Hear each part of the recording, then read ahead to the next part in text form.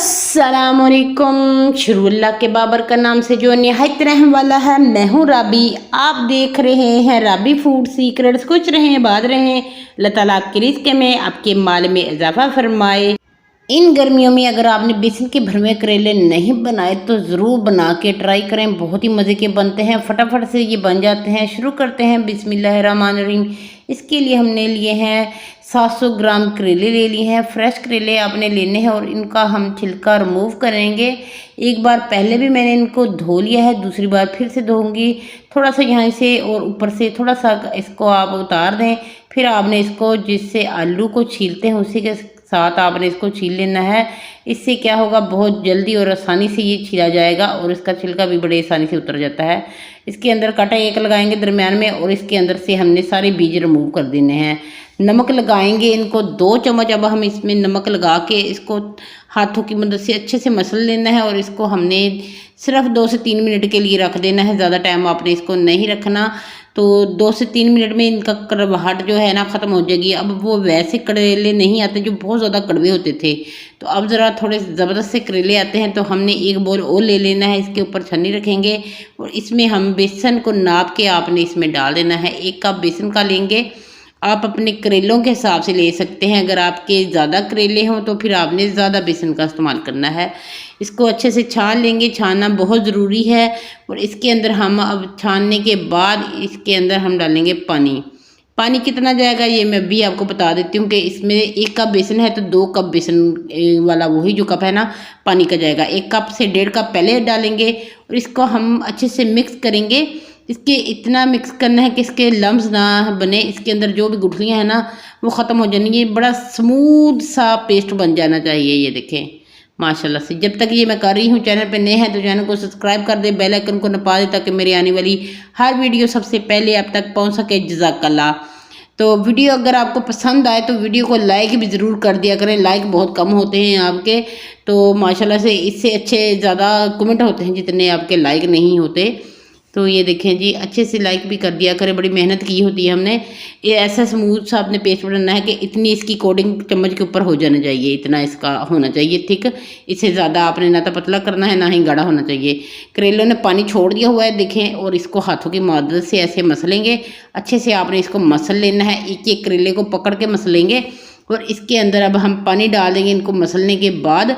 तो ये देखें ऐसे ही मसलना है आपने, अच्छे से अंदर से भी बाहर से भी मसल दें और पानी डालेंगे और इसको हम धो लेंगे अच्छे से। फिर से आपने ऐसे ही मसलना है अगेन, और ये पानी हमने फेंक देना है और इसके अंदर और पानी हम शामिल करेंगे ढेर सारा और इसको फिर से इसको धोएंगे। ऐसे आपने 3 बार धोने हैं।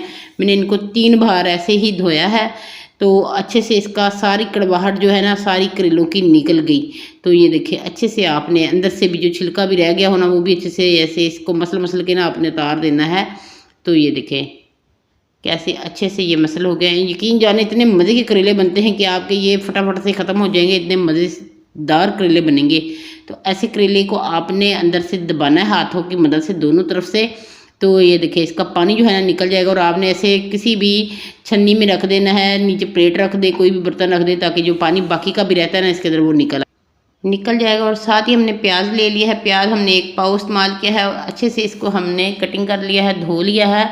साथ में हम पैन लेंगे, पैन में हम घी डालेंगे, घी या ऑयल आप दोनों में से कोई चीज़ भी ले सकते हैं। ये हमने डाली है 4 चम्मच के करीब। तो इसके अंदर हमने डाल देना है प्याज जो हमने धो के अभी कटिंग करके रखा है। ये सारा प्याज हम इसको ब्राउन करेंगे, ज़्यादा आपने इसको ब्राउन नहीं कर देना, हल्का सा ही आपने इसको सोते से करना है। हल्का हल्का से इसके ऊपर ना गोल्डन सा कलर जब तक आ जाए उतनी देर ही आपने इसको पकाना है। मीडियम टू हाई फ्लेम पे पकाना है, आपने लो फ्लेम बिल्कुल भी नहीं करनी।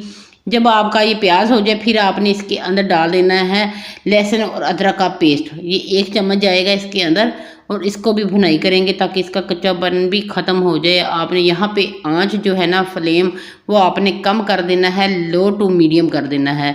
उसी के साथ हमने 4 से 5 हरी मिर्चें चॉप करके रखी थी वो इसके अंदर डाल देंगे और इनको भी थोड़ी देर भुनेंगे। और इसी के साथ हम इसके अंदर डाल देंगे टमाटर। टमाटर मैंने एक ही बड़े साइज़ का लिया है। जो बड़ा सारा टमाटर आ जाता है ना, अक्सर टमाटर जब लेके आए वही वाला टमाटर मैंने वो उठाया और इसको छिलका रिमूव कर दिया और इसको रफली कटिंग करके इसमें शामिल कर दिया। अगर बड़ा ना हो तो फिर आप छोटे 2 टमाटर भी ले सकते हैं, तो आप अपने टेस्ट के हिसाब से ले सकते हैं। थोड़ा सा पानी लगाएंगे ताकि ये थोड़ा सा सॉफ्ट हो जाए और इसकी थोड़ी देर हम भुनाई करेंगे। तो इसी के बाद हमने थोड़ा सा ज़्यादा और पानी डाल देना है और इसको हमने पकने के लिए रख देना है 2 से 3 मिनट के लिए, ज़्यादा देर नहीं, थोड़ी देर भूनेंगे। फिर इसके अंदर हम पानी डाल देंगे और इसको हम रखेंगे ताकि ये जो टमाटर है ना ये हमारे सॉफ्ट हो जाए। अभी थोड़े खड़े खड़े हैं तो ये सॉफ्ट हो जाना चाहिए। इतने सा हमने पानी इसमें डालना है। 2 चम्मच के करीब मैंने इसमें पानी डाल दिया है और इसको बिल्कुल लो फ्लेम पे ना आपने ढक के रख देना है 2 मिनट के लिए। 2 मिनट के बाद हम इसका ढक्कन उठाएंगे और ये जो टमाटर हैं ये हमारे सॉफ्ट हो चुके होंगे। टमाटर हमारे सॉफ्ट हो चुके हुए हैं तो अब हम ढक्कन उठा लेते हैं। तो अब हम इसमें डालेंगे जो बेसिक मसाले हमारे घर पे मौजूद होते हैं वही मसाले जाएंगे। आपको कोई भी बाज़ार से इतना स्पेशल मसाला नहीं लेके आना पड़ेगा।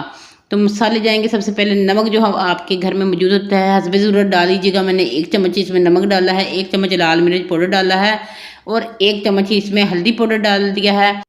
1/2 चम्मच हम इसमें गरम मसाला डालेंगे, जो मिक्स गरम मसाला हमारे घर में पिसा हुआ होता है वो डालेंगे। 1 चम्मच इसमें हम साबुत ज़ीरा डाल देंगे। 1 ही चम्मच इसमें सूखा धनिया डालेंगे और इसको हाथों पे रख के ऐसे आपने हथेलियों के साथ मसल के इसमें डालना है। यकीन जाने बहुत अच्छी खुशबू इसके अंदर आती है इसके साथ ऐसे करेंगे तो। साथ में अनारदाने का 1 चम्मच डाल देना है। इसको अच्छे से आपने वॉश कर लेना है, फिर आपने अनारदाना डालना है। अगर अनारदाना ना हो तो आप इसको स्किप भी कर सकते हैं, ये ज़रूरी भी नहीं है कि अनारदाना हो और आप इसको डालें। अच्छे से आपने इसकी मिक्सिंग कर लेनी है, इसकी भुनाई करनी है इतनी कि इसके जो मसाले हैं ना ये कच्चे नहीं रहने चाहिए, इनमें कच्चापन ख़त्म हो जाना चाहिए। तो 1 मिनट तक के लिए इसकी मैंने भुनाई की और जो हमने बैटर बना के रखा था बेसन का वो ये इसके अंदर शामिल कर देंगे। तो ये सारा ही आपने इसके अंदर डाल देना है और अब हमने करनी है बेसन की भुनाई। बेसन की भुनाई कितनी देर तक करेंगे ये मैं आपको अभी बताती हूँ। अच्छे से आपने इसको मिक्स कर लेना है। जैसे जैसे आप इसको मिक्स करते जाएंगे तो ये गाढ़ा होता जाएगा। तो आपने इसको टेंशन नहीं लेनी, थोड़ा सा आपका ज़ोर लगेगा तो आपने लगा लेना है कि इसको आपने ऐसे मसल के आपने इसको ना भुनाई करनी है। ये भुनाई आपने करनी है बिल्कुल लो फ्लेम पे, तेज़ नहीं करेंगे नहीं तो ये जल जाएगा नीचे से। तो हमने इसको जलाना नहीं है। तो ये देखिए जी सिर्फ 2 से 3 मिनट तक के लिए इसकी भुनाई की तो अच्छे से इसकी भुनाई हो गई है बेसन की। और अब हम इसको ठंडा कर लेंगे और इसको जो हमने करेले रखे थे ना इनके अंदर आप फिल कर देंगे। इसको आपने इतना भरना है जितना आपको चाहिए इसके अंदर। तो मैं इनको पूरा पूरा भर दूंगी अच्छे से ताकि ये अच्छे से बन जाए बहुत मज़े के। तो हमारे घर में तो ये बहुत ज़बरदस्त से करेले के ज़रूर खाए जाते हैं हर गर्मियों में। आपके घर में नहीं खाए जाते तो आप ज़रूर बना के ये वाले बेसन के करेले ज़रूर बनाइएगा। तो दाल के भी बनाते हैं लोग, कीमे के भी बनाते हैं। अगर आपने बेसन के नहीं बनाए ना तो फिर आपने कभी कुछ नहीं बनाया। तो आप ये वाले बेसन के सारे करेले ऐसे ही भर लेंगे और ये धागा हमने लिया है जो आम जिससे हम कपड़े सिलाई करते हैं वही वाला धागा ले लिया। इसके ऊपर हमने इसको लपेट देना है ताकि अच्छे से इसकी ना हमने इसके बूत सा बना देना है और इसके ऊपर हमने इसको बंद देना है। अच्छे से इसकी ना गिरा लगा देंगे ताकि ये खुले ना। तो ये देखें जी ये सारे हम करेले ऐसे ही बांध देंगे और हमने दूसरी साइड पे कढ़ाई में तेल रख दिया है। तेल को हमने गरम कर लिया है।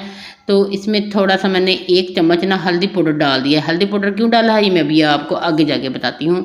तो हल्दी पाउडर डालने के बाद हम इसके अंदर करेले हैं ना जो ये एक एक करके ऐसे रखते जाएंगे। आपने ध्यान से रखने हैं क्योंकि ऑयल हमारा थोड़ा ना गर्म है। तो आपने इतना गर्म रखना है कि ना तो ये बहुत ज़्यादा जल जाए फ़ौरन से, ना ही ये कच्चे रह जाएं। तो इनको आपने इतनी देर तक फ्राई करना है हल्की आंच पे, जितनी देर ये मीडियम टू लो फ्लेम आपने रखनी है, तेज़ नहीं करनी, मीडियम टू लो है। इसके बाद जब फ्राई हो जाएंगे तो आपने ऐसा कलर आ जाए माशाल्लाह सा गोल्डन सा। हल्दी मैंने क्यों डाली थी अभी बताती हूँ। ये गोल्डन सा जो कलर आपको नज़र आ रहा है ना करेलों पे ये इसलिए आ रहा है कि इसमें ना हल्दी मैंने डाली थी। तो इसके अंदर हम डाल देंगे जो हमारा बचा हुआ जो बेसन का है ना, तो ये हमने सारा इसके अंदर डाल देना और अच्छे से इसको मिक्स कर देना है और इसको हमने दम पे रख देना है सिर्फ 2 मिनट के लिए। हल्की बिल्कुल दम वाली आंच करके 2 मिनट के लिए रखेंगे ताकि सॉफ्ट हो जाएं। तो सॉफ्ट हो गए हमारे करेले, बहुत मज़ेदार से हमारे भरवे करेले बेसन वाले बन के तैयार हैं। अब हम इनको डिश आउट करेंगे। तो डिश अच्छी सी लें और इसको इसके अंदर डाल दें। पहले मैंने इसमें धनिया इसलिए नहीं डाला क्योंकि जब मैं इसकी गार्निश करूँगी फिर मैं इसमें धनिया डालूँगी। तो ये सारे करेले आपने इसके अंदर लगा देने हैं जितने आपको चाहिए। हल्का सा ऑयल भी लगा देंगे ताकि इसके देखने में शक्ल ना बड़ी अच्छी सी लगे। साथ में इसमें हम धनिया लगा देंगे। धनिया से क्या होगा कि इतनी ज़बरदस्त सी गोल्डन करेले और साथ में हरा धनिया कितना खूबसूरत लग रहा है माशाल्लाह से। इसको आप नान के साथ खाएं, तंदूर की रोटी के साथ खाएं, बहुत मज़े का लगेगा। घर की चपाती के साथ खाएं। कैसी लगी ये मेरी आज की रेसिपी आपने कमेंट बॉक्स में ज़रूर बताना है मुझे। खुश रहें, खुश रहने दें, मुझे दें इजाज़त अगली वीडियो तक के लिए। अल्लाह हाफिज़।